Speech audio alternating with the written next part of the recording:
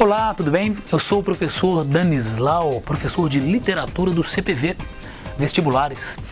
E nós vamos conversar hoje a respeito das 9 obras que compõem a lista da FUVEST. Dessas 9 obras, 8 são narrativas.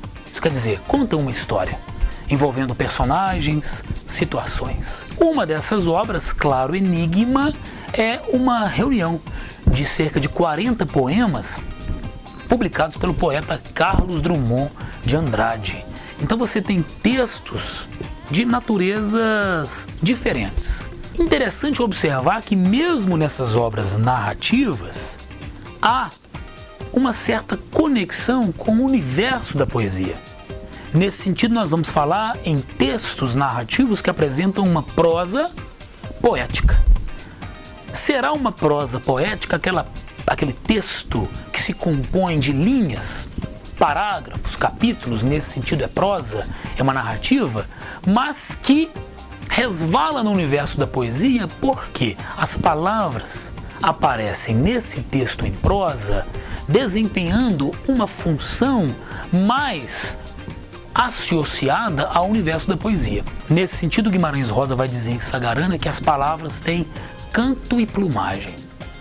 O fraseado, o som do fraseado de cada linha, a música que aquelas palavras caladas na página conseguem produzir na mente de quem lê, vai se apresentar como um dado tão expressivo quanto o significado que elas pretendem transmitir. Na linguagem poética, os significantes, isso quer dizer o som das palavras, o desenho da palavra na página, se apresentam como um dado tão expressivo quanto os significados.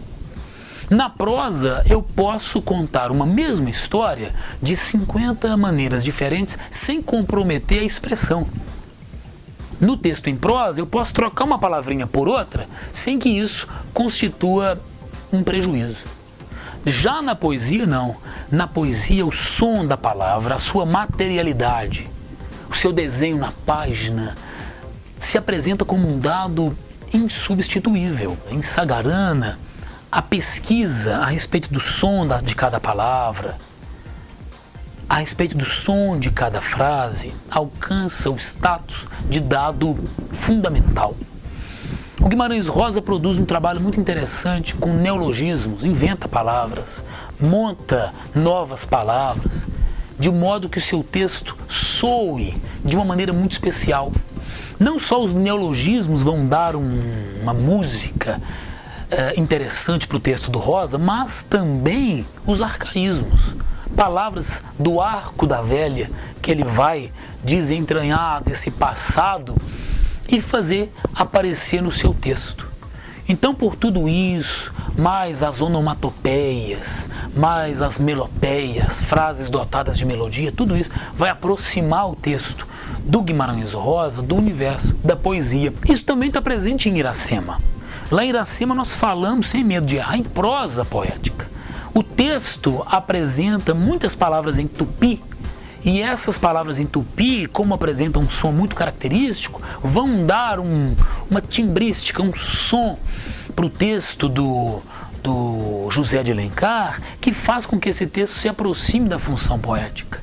Se em Iracema é possível perceber a exuberância, o exagero, a abundância de vegetação e de sentimentos, em Vidas Secas nós percebemos o oposto.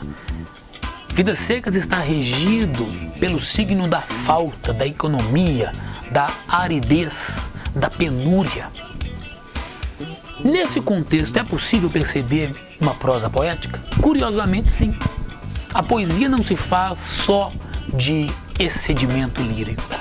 O texto de Vidas Secas é apontado por muitos escritores e estudiosos como um texto baseado numa prosa poética, porque o som daquele fraseado, duro, corresponde à dureza da experiência vivida pela família dos retirantes. Então é importante observar nessas obras como esse habitual limite entre prosa e poesia será borrado não é isso?